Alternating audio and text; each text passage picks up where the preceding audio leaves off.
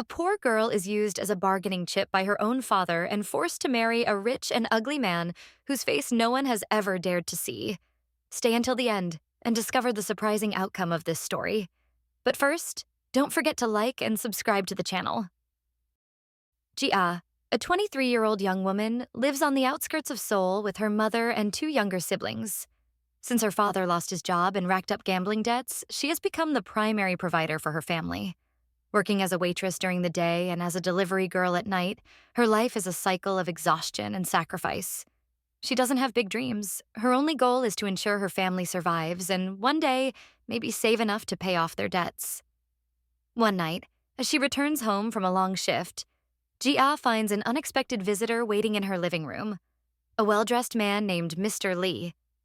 He appears to be in his early 40s, with a calculating gaze that immediately unsettles her. He introduces himself as a lawyer representing the Kang family, one of the wealthiest dynasties in the country, with businesses in various sectors, including technology and construction. Jia, nervous and skeptical, tries to understand what he wants until he places a contract on the table and says, "Your father signed this contract with the Kang family. He traded you." Jia's heart stops for a moment.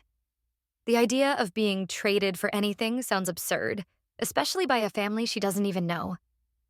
She glances at her mother, who's in shock, and her father, who avoids her eyes, ashamed. "This must be some kind of mistake," Jia says, trying to keep calm. "My father would never do that," but Mr. Lee insists, opening the contract for her to see with her own eyes. There is her father's name, his signature, and beside it, the Kang family's demands. Jia must marry Kang Dae-hoon, the family's heir. In exchange, her father's entire debt will be forgiven, and he will even receive a significant financial compensation. "And if I refuse?" Jia asks, still stunned. Mr. Lee looks at her with a chilling coldness and responds, "Your father's debt is, let's say, substantial. Refusal would have serious consequences. We could, of course, collect the debt directly from you, and that wouldn't be pleasant. It's a cruel manipulation game." Jia feels trapped and powerless, watching her freedom slip away without any chance to defend herself. Her family's pressure becomes clear as her desperate mother begins to cry, begging her to accept and save them. And her father? Silent avoids her gaze, as if the decision has already been made. With no alternatives, Jia signs the contract, her hands shaking. The moment her pen touches the paper, it feels as though her fate is sealed. Her life, already difficult, now seems even more painful and uncertain. She bids her family goodbye and within hours is taken to a new life, with no time to process the change. Arriving at the Kang mansion, Jia is immediately overwhelmed by the grandeur of the place. Tall gates, impeccably manicured gardens, and a massive building that looks more like a modern palace. But all of it only makes her feel smaller and more out of place. The car stops at the front entrance, and she's led to the mansion's main hall, where some members of the family await her arrival. Dae-hoon's mother, Miran, the matriarch of the Kang family, looks Jia up and down with a disdainful expression. Then she murmurs something quietly to an attendant, without even addressing Jia directly, as if she were invisible. The humiliation is crushing, but Jia keeps her head high, determined not to yield to the cold stares. Dae-hoon's mother finally speaks in a cold and authoritarian tone. "I hope you know your place, girl. This marriage is a formality. You're here to give our family a favorable image, so do your part without causing trouble." Jia just nods, knowing her words would carry no weight here. She is taken to a room far from the mansion's main wing, almost as if she's being hidden from the rest of the family. The room, though luxurious, is cold and impersonal. There's nothing to make her feel truly welcome. That same night, Jia gets her first glimpse of Kang Dae-hoon. She runs into him by chance in the mansion's hallways, lost as she tries to remember the way back to her room. He's younger than she imagined, but with a severe and somber expression that makes her feel far from comfortable. His strong features and stern face create an intimidating aura.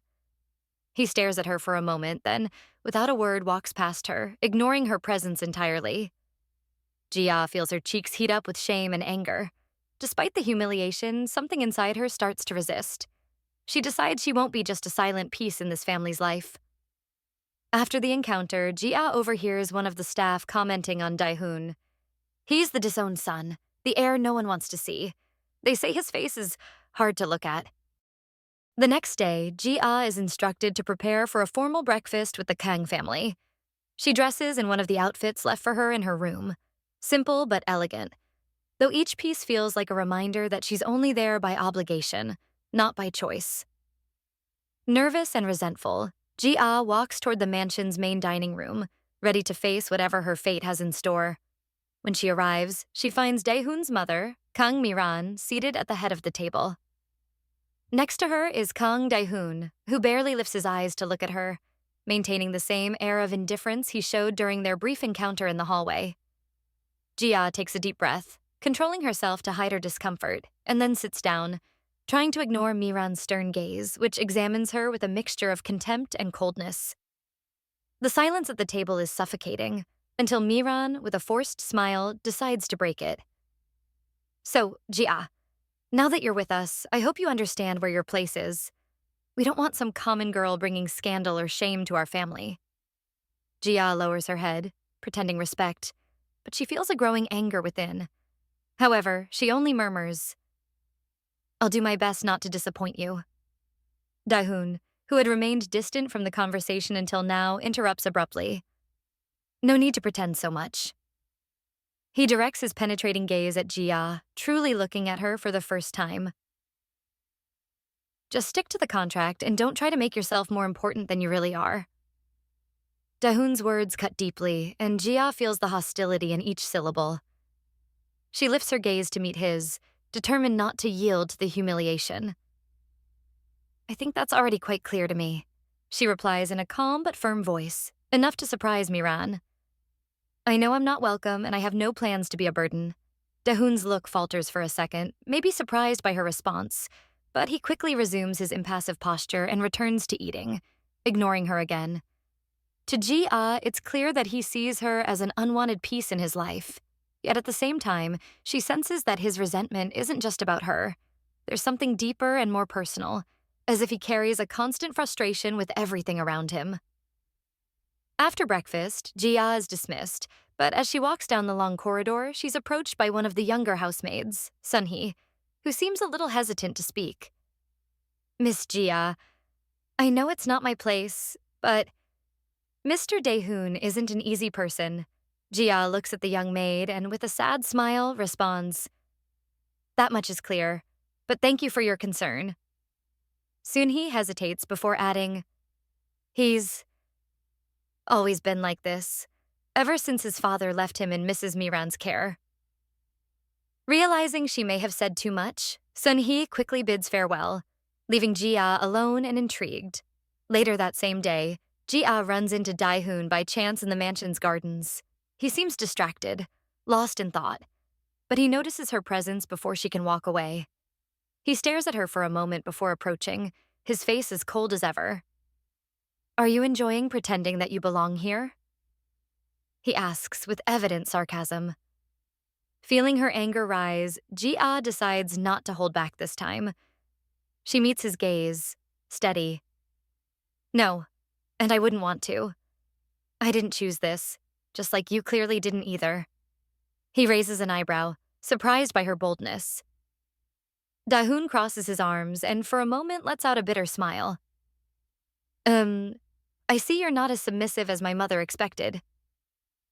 "Maybe your mother should worry more about who brought me here, not who I am," Jia replies frankly, ignoring his intimidating tone. "And you? Are you happy with all of this? With this marriage?" Dae-hoon hesitates, as if he didn't expect her to be so direct. He turns his gaze to the gardens, clearly uncomfortable, but he responds, "Happy?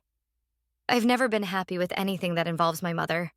Jia notices a shadow of resentment in his eyes, and for a second she sees something that goes beyond hostility. That brief moment is enough for her to understand that there's something more to Dae-hoon, something he hides from everyone, maybe even from himself. The silence between them lingers until he, impatiently, breaks the moment. "Anyway, you just need to follow the rules. Avoid complicating things, and soon enough we'll all be free of this arrangement," he says, trying to return to his indifferent demeanor. Jia nods in agreement, but her mind is racing. As she walks back inside the mansion, she can't shake her curiosity about who this man truly is, hidden behind such an inflexible facade. Days pass, and Jia starts to understand the cruel, merciless dynamics of the Kang family. She witnesses moments where Miran, Dae-hoon's mother, displays the coldness with which she controls him. One afternoon, Jia overhears a conversation between them in the office, where Miran demands that Dae-hoon proceed with the official wedding plans and keep Jia as a mere public image while he searches for a bride of high status for the real ceremony. Dae-hoon replies bitterly, "And if I don't want to? It's not about what you want. It's about what's best for the family. Frankly, Dae-hoon, you've always been the most troublesome. It's time to make up for it." Dae-hoon's humiliation is evident, and Jia feels a silent pain watching him in that situation.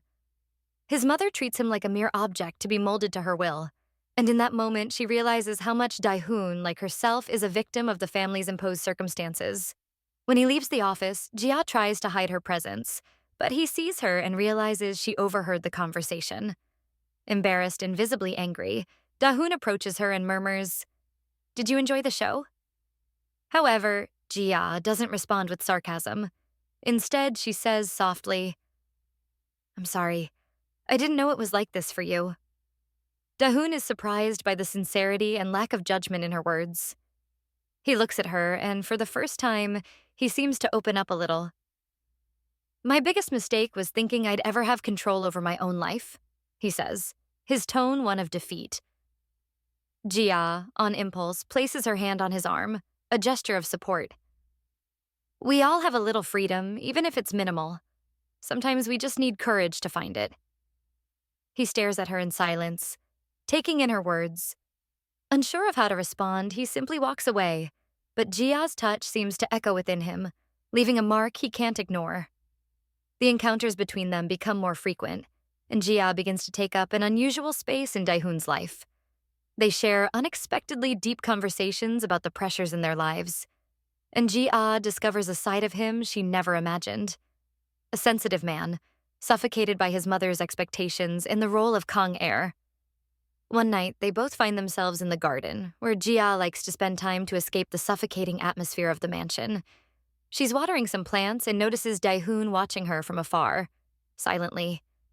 He approaches, and they begin to talk about flowers and the care they need to survive in such a hostile environment. "Some flowers are like us," Jia says thoughtfully. "They look fragile but have an impressive strength. Life places them in difficult conditions, yet they find a way to bloom." Dae-hoon looks at her, thoughtful. "Are you saying we should adapt like them?" "Maybe," Jia replies, smiling. "Or maybe we just need to find our own garden, where we can bloom without fear." He observes her with a new intensity, and that smile of hers lights something inside him. For a moment, he wonders if, for the first time, he's found someone who truly understands him. The silence between them is different from before. It's full of complicity and understanding. Surrounded by people who are either selfish or cold, Dae-hoon feels himself drawn to Jia's simplicity and strength. Their closeness begins to unsettle Miran, who notices that Dae-hoon is changing. She calls him for a talk and warns him, "You're letting yourself be influenced by this girl. Remember who you are and what this family expects of you." However, Dae-hoon responds calmly, leaving his mother unsettled. "Maybe the problem is, I've always been who you wanted. Maybe I need to discover who I really am." Miran realizes she's losing control over her son, and this infuriates her. She resolves to keep a closer eye on Jia, determined to prevent any undesired changes in Dae-hoon's behavior. Meanwhile, Dae-hoon and Jia continue to share more moments together, and the emotional distance between them melts further each day. One night, during a blackout in the mansion, they find themselves alone in a dimly lit room, illuminated only by candlelight.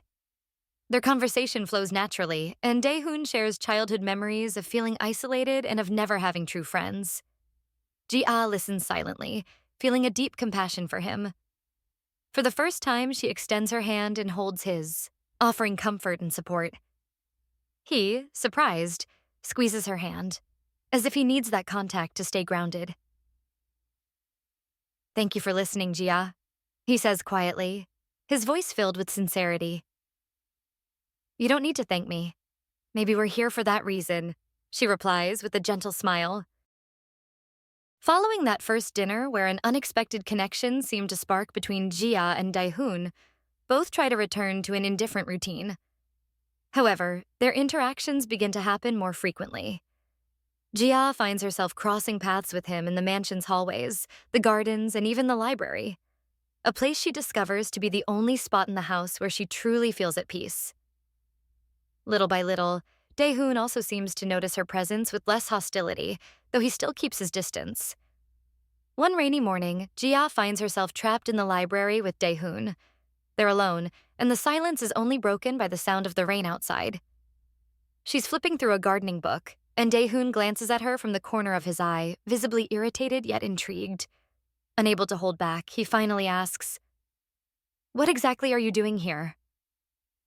"Reading, as you can see," Jia replies without taking her eyes off the pages. He sighs, clearly annoyed by her boldness. "That's not what I meant. I meant, why are you so comfortable? This place is temporary for you, so shouldn't you feel a little less at home?" Jia closes the book calmly and finally looks up at him. "Sometimes, when your only option is to be imprisoned, you find a way to make the prison more tolerable." Dae-hoon stares at her for a long moment, as if trying to decipher something about her. Then he lets out a wry smile. "An interesting metaphor. So that's how you see this house? A prison? Don't you?" Jia throws the question back at him, challenging him. He hesitates, considering the answer for the first time. The intensity in Jia's eyes unsettles him, as if she's seeing a part of him that he himself avoids. To mask his discomfort, he answers indifferently. "Prison or not, at least I chose it." "Did you?" Jia questions, suggesting that perhaps he never had any real choice. Her comment leaves Dae-hoon silent. Their gaze holds for a few more seconds before he abruptly leaves the library without another word. Left alone, Jia realizes that the man she initially saw as an enemy may in fact have scars and insecurities as deep as her own. Her curiosity shifts into something else, a kind of empathy that, without her realizing it, begins to undermine her resistance toward him. As the days go by, Jia begins to understand the cruel and merciless dynamics of the Kang family. She witnesses situations where Miran, Dae-hoon's mother, displays the cold control she wields over him. One afternoon, Jia overhears a conversation in the office where Miran demands that Dae-hoon proceed with the official wedding planning and keep Jia as nothing more than a convenient image while he seeks a high-status bride for the true ceremony. Dae-hoon responds bitterly, "What if I don't want to?" "It's not about what you want. It's about what's best for the family, and frankly, Dae-hoon, you've always been the most troublesome. It's time to make up for that." The humiliation on Dae-hoon's face is clear, and Ji-ah feels a silent pain watching him in that situation. His mother treats him as a mere object meant to fit her will, and in that moment she realizes how much Dae-hoon, like herself, is a victim of the family's imposed circumstances. When he leaves the office, Ji-ah tries to hide her presence, but he sees her and realizes she overheard the conversation. Embarrassed and visibly angry, Dae-hoon approaches her and mutters, "Did you enjoy the spectacle?" Ji-ah, however, doesn't respond with sarcasm. Instead, she says quietly, "I'm sorry, I didn't know it was like this for you." Dae-hoon is surprised by the sincerity and lack of judgment in her words. He looks at her, and for the first time, he seems to open up a little. "My biggest mistake was thinking I'd ever have control over my own life," he says, his tone one of defeat. Ji-ah, on impulse, places her hand on his arm, a gesture of support. "We all have a little freedom, even if it's minimal. Sometimes we just need courage to find it." He stares at her in silence, absorbing those words. Unsure of how to respond, he simply walks away, but Jia's touch seems to echo within him, leaving a mark he can't ignore. The encounters between them become more frequent, and Jia begins to occupy an unusual place in Dae-hoon's life. They share unexpectedly deep conversations about the pressures of their respective lives, and Jia discovers a side of him she never imagined. A sensitive man, suffocated by his mother's expectations and the role of Kang heir. One evening, they find themselves in the garden, where Jia likes to spend time to escape the suffocating atmosphere of the mansion. She's watering some plants and notices Dae-hoon watching her from afar in silence. He approaches, and they begin talking about flowers and the care they need to survive in such a hostile environment. Some flowers are like us, Jia says thoughtfully. They look fragile but have an impressive strength. Life places them in difficult conditions, yet they find a way to bloom. Dae-hoon looks at her, thoughtful. Are you saying we should adapt like them? Maybe, Jia replies, smiling. Or maybe we should just find our own garden, where we can bloom without fear. He observes her with a new intensity, and that smile of hers sparks something within him. For a moment, he wonders if, for the first time, he's found someone who truly understands him. The silence that settles between them is different from before. It's filled with complicity and understanding. Dae-hoon, who has always been surrounded by people who are selfish or cold, finds himself captivated by Jia's simplicity and strength. The closeness between them begins to unsettle Miran, who notices Dae-hoon is changing. She calls him in for a conversation and warns, "You're letting yourself be influenced by this girl. Remember who you are and what this family expects of you." However, Dae-hoon responds with a calmness that leaves his mother unsettled. "Maybe the problem is that I've always been who you wanted. Maybe I need to discover who I really am."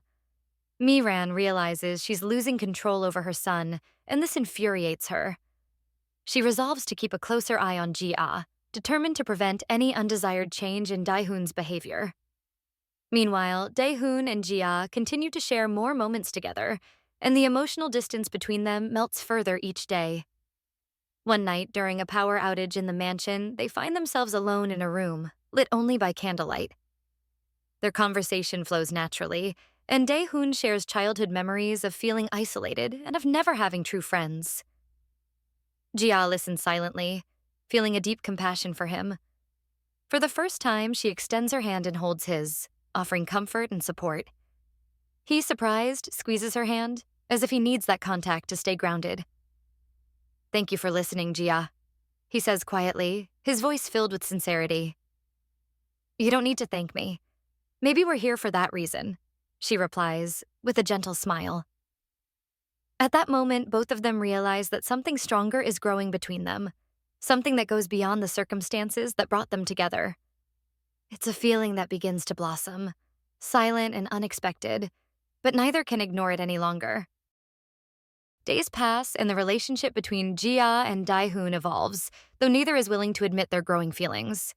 Dae-hoon, who has always been reserved and hard to approach, begins to find comfort in her presence. And Jia feels increasingly drawn to the vulnerable and protective side he hides behind his coldness.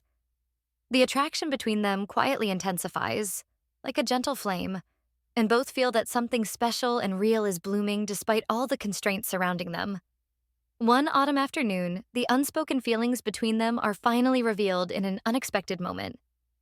Jia is helping Sun-hee, the young maid, carry some heavy boxes out of storage.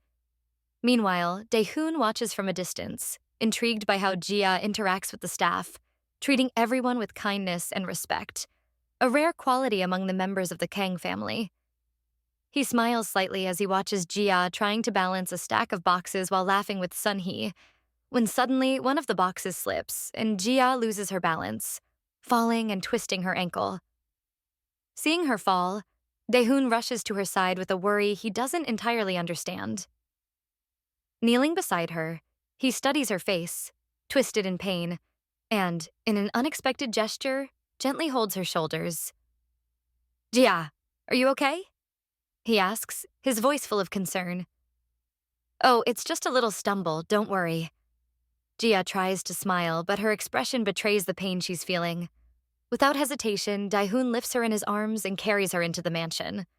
Jia, surprised by his closeness and protective gesture, feels her heart race as he takes her to the infirmary. Despite her protests, he insists on taking care of her with the utmost care. Sun-hee, watching her boss's worried expression, smiles to herself, sensing there's something more than expected between the two of them. As the family doctor examines her ankle, Dae-hoon stays by her side, arms crossed as if trying to mask his nervousness. "You didn't have to worry so much." "I'm fine," Jia whispers, trying to break the awkward silence between them. "That's what you say." Dae-hoon looks away, but his voice is soft, almost caring. It doesn't hurt to make sure. For a moment, Jia watches him in silence, realizing something new within her heart. Dae-hoon is changing. The man she once considered cold and distant is now showing he can care and be tender. The situation leaves them both in a sweet discomfort, as they each sense, though don't admit, that their relationship is going beyond the original agreement. In the days that follow, Dae-hoon continues to look after Jia, stopping by her room each night to check on her ankle's progress. During these nightly visits, their conversations grow deeper.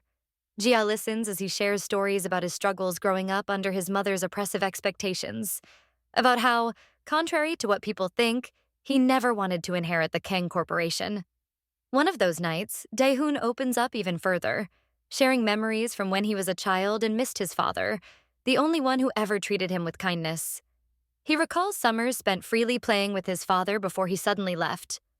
The longing and sadness in his face are clear, and Jia feels immense compassion for him. I always thought that when I grew up, I'd have a different life, something simpler, he confesses, lowering his eyes. But here I am, trapped in something I never wanted. Jia holds his hand, silently offering comfort. He looks at her, surprised, but doesn't pull his hand away. Her touch calms him, and in that moment he realizes that her presence is the only thing that makes him feel free and understood. They exchange an intense look, and the silence between them is filled with mutual understanding and a growing attraction. Jia, feeling nervous, tries to hide her feelings, but something in her heart tells her that these feelings are becoming uncontrollable. However, their relationship soon catches Miran's attention, who watches her son with suspicion. Realizing that Dae-hoon is changing and growing closer to Jia in a way she never anticipated, Miran decides to act to end their involvement. She fears that Jia will distance him from his responsibilities to the family's empire, something she cannot tolerate. One morning, Miran calls Jia for a private conversation. They meet in her office, and Miran begins with an icy smile. I'll be blunt, Jia. I've tolerated your presence here long enough, but I'm beginning to see that you're forgetting your place. Jia feels a chill run through her, but she maintains her composure. I haven't forgotten, ma'am. I'm just fulfilling what was asked of me. Miran studies her with a piercing gaze, as if trying to see beyond her words. And then know that I expect you to keep to the agreement. Do not dare get too close to my son. You're here purely as a convenient image for our family, nothing more. And I hope that's clear. Jia swallows hard, but she doesn't let fear overcome her. She replies firmly, I understand, ma'am. But maybe he should be the one to decide what's convenient for his life. Jia's straightforward answer enrages Miran, though she hides her anger with a smile, vowing silently to herself to do everything she can to keep them apart. Determined to make Jia feel unwelcome, Miran begins orchestrating situations to make her uncomfortable and isolated. She instructs the staff to ignore Jia's orders and to avoid friendly interactions with her, isolating her further. Jia feels the weight of rejection and sometimes wonders if she should really stay in the mansion. She thinks about giving up and leaving, but as she remembers the moments of tenderness and connection with Dae-hoon, she feels a newfound strength to endure. One day, seeing her looking disheartened, Dae-hoon finds her sitting on the garden steps. He sits beside her in silence, watching the sunset. Is it hard? He asks gently. Jia takes a deep breath and replies, Sometimes it's as if I'm a ghost in this house. People look at me as if I don't belong here. And I really wonder if I do. He remains silent for a moment, then, in an unexpected gesture, he holds her hand firmly. Don't mind them. I want you to stay. Jia is surprised by the sincerity in his eyes.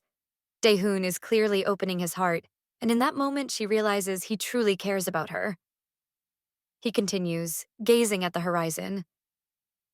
You've been the only good thing that's happened since this marriage started, so please, don't leave. Jia's eyes fill with tears, but she smiles, feeling she's found something special in Dae-hoon. Despite all the obstacles, she feels that staying is worth it. With their hands entwined, they sit together, making it clear that no matter the challenges, they have each other. But tensions reach a peak when one of the company's executives, an influential ally of Miran, decides to threaten Jia directly. He arrives at the mansion under the matriarch's orders and tells Jia that her presence could ruin Dae-hoon's future, hinting that she should leave the mansion for his sake. Scared and worried about the impact on Dae-hoon's life, Jia seriously considers leaving. However, Dae-hoon learns of his mother's plan and confronts her with a determination she's never seen in him. "If you keep interfering in my life, I'll leave this place and abandon everything you hold so dear," he threatens, facing his mother. Dae-hoon's firm decision shocks Miran, who realizes she's losing control over him. Despite the pressure, he stays by Jia's side, determined to face any challenges with her. At that moment, Jia and Dae-hoon understand that what they feel for each other goes far beyond any agreement or family convenience. They are in love and willing to face any obstacle to protect this feeling, no matter the cost. After the confrontation with his mother, Dae-hoon and Jia know there will be no peace as long as they remain under the Kang family's roof. Miran, even more determined to separate them, intensifies her threats and pressures, trying to force Dae-hoon to choose between Jia and the empire he's destined to inherit. The atmosphere in the mansion becomes tense and hostile, and the couple begins to seriously consider running away together and starting a new life far from this oppression. One night, during a secret conversation in the garden, Dae-hoon shares his anguish with Jia. "Everything I've ever had has been imposed on me," he says, holding her hand tightly. "But for the first time, I feel like I've found something real, and I'm not going to let that be taken from me." Jia looks at him, moved and full of courage. "I want this too, Dae-hoon. But are you prepared to leave everything behind? Your family, the company, everything you've known?" Dae-hoon hesitates for a moment, the weight of his responsibilities still weighing on him, but then he replies with conviction, "Yes, I'm ready to start from scratch if it means we can be together." This moment solidifies their commitment to each other. Determined to fight for the love they've found, Dae-hoon begins planning an escape that will allow them to start fresh, far from the influence of the Kang family. He organizes his personal finances, sets up a plan to transfer part of his savings, and considers a place where they can rebuild their lives in peace. However, Dae-hoon's mother won't give up so easily. Realizing that her attempts to persuade and threaten him are failing, Miran makes a drastic decision. She informs Dae-hoon that if he doesn't separate from Jia, she will reveal a devastating secret from Jia's past, a secret that could deeply shake their relationship. Curious and worried about this threat, Jia decides to investigate, and after searching through the family's old records, she uncovers something disturbing. She learns that years ago, during a financial crisis, her father had invested in a company indirectly tied to the Kang conglomerate. When her father's company went bankrupt, Miran, one of the secret investors, manipulated the situation to make him accumulate debt with loan sharks, leaving him financially trapped and without any way out. When she confronts her father about this, Jia learns that he knew of the Kang's influence the entire time, but never told her.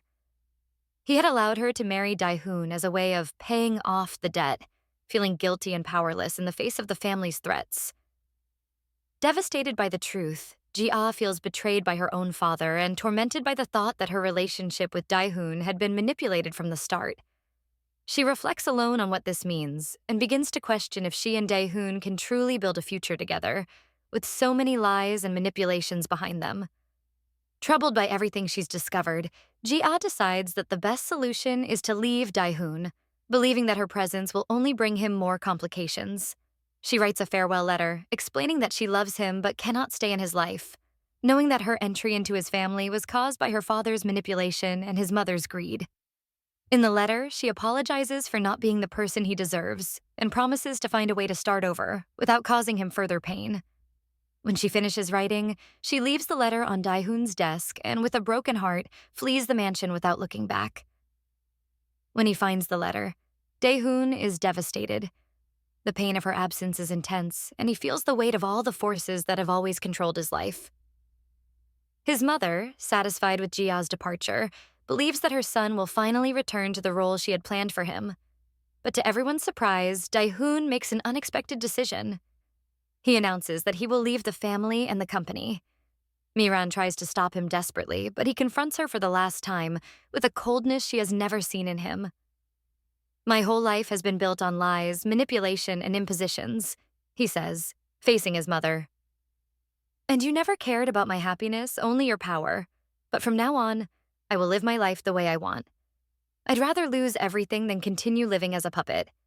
Miran, consumed with anger, makes a last attempt at emotional blackmail, telling him he's betraying the family's legacy and his father's memory. But Dae-hoon stands firm. He looks at her and, with a resolute and steady voice, declares, "If I lose everything, at least I'll have the freedom you never gave me, and that mother is something all the money in the world can't buy."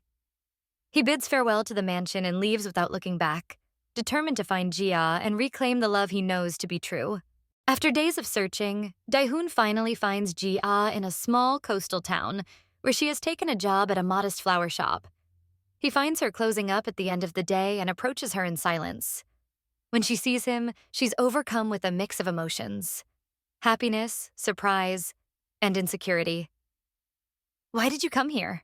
she asks, fighting back tears, though joy is clearly evident on her face. Dae-hoon, smiling, approaches her and holds her hands. "Because you're the only thing that makes me feel alive. I left everything behind, Jia. I chose to live my life the way I want, and that's only possible if you're by my side." Jia still hesitates, recalling all the hardships in the past that bound them together in such a turbulent way. "But Dae-hoon, there are so many things between us.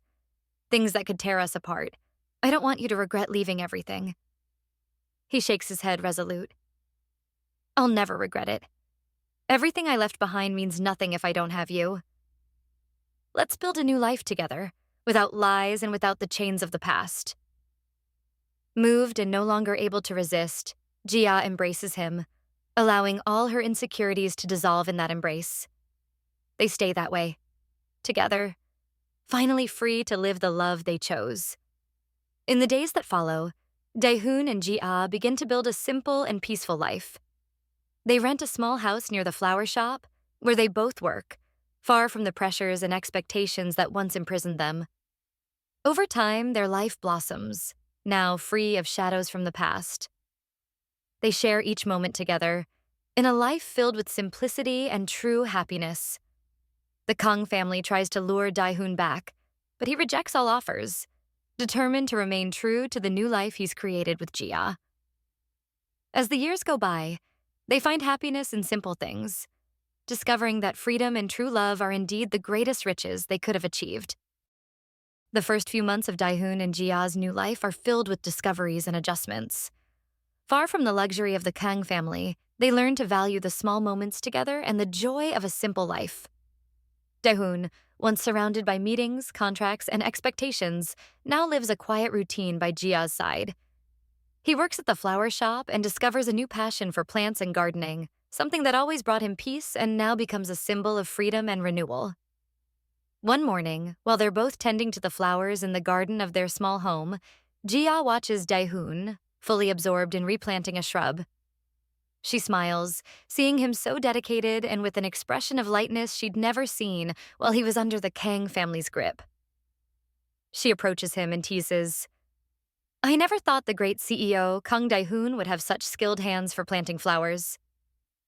Dae-hoon laughs, wiping his brow. "And I never thought planting flowers would bring me so much peace. Maybe I was meant to live a different life. I just needed a push to see it." Touched by his words, Jia hugs him from behind, resting her head on his shoulder. "And I'll be here, every step of this new life." They remain like that for a while, enjoying the simple, genuine moment they fought to achieve. However, the peace they found together is briefly interrupted by one final, unwanted visit. Miran, unable to accept Dae-hoon's decision, decides to visit the couple personally. She arrives in the small town unexpectedly and shows up at the flower shop where Dae-hoon and Jia work. Dressed in all the elegance and authority of a woman who commands an empire, she looks entirely out of place in the humble shop. Jia is surprised to see her and instinctively feels her heart race at the sight of Miran's calculating expression as she approaches with firm steps. "May I speak to you?" Miran asks, addressing Dae-hoon directly and ignoring Jia's presence. Dae-hoon glances at Jia, who gives him a slight nod, indicating that he should hear what his mother has to say. He leads her to a table in the back of the shop, where he sits silently, waiting. I never thought I'd see my own son in a place like this, Miran begins with disdain. Abandoning everything to live like this? With a florist? Is this really what you want? Dae-hoon meets her gaze calmly, unshaken by her contemptuous tone. Yes, mother. It's what I want. I've never been so certain of anything in my life. She lets out a bitter laugh as if she can't believe it. Dae-hoon, you were raised to lead, to make decisions that affect thousands of people. Everything you've learned, all the opportunities, are you really willing to throw it all away? He takes a deep breath, expecting her attempts at manipulation. Mother, what I'm doing now is what I've always wanted. A peaceful life, with someone I love. And I don't feel even the slightest guilt for leaving behind what you thought was right for me. She makes one last attempt, trying to appeal to his emotions. You are the pride of your father. Do you think he would approve of this choice? Dae-hoon remains firm, unaffected by the provocation. If he were here, I think he'd want to see me happy. And if that's something you can't understand, maybe the problem was never me, but the life you forced on me. Realizing her attempts have failed, Miran makes a final offer. Very well, let's be straightforward. Return to the company and take your place, and I'll leave Jia alone. She'll be free to live however she wants, even in one of our properties, with a comfortable income. In return, you will assume control of Kang Corporation and go back to where you belong. Dae-hoon stands up, ending the conversation. The truth is, I've already found my place, Mother.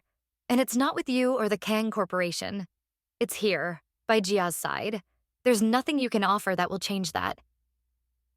Without another word, he walks away, leaving Miran alone, unable to comprehend her son's choices. Rather than disturbing him, her visit only reaffirms Dae-hoon's decision to never return to the life of impositions and manipulations she represents.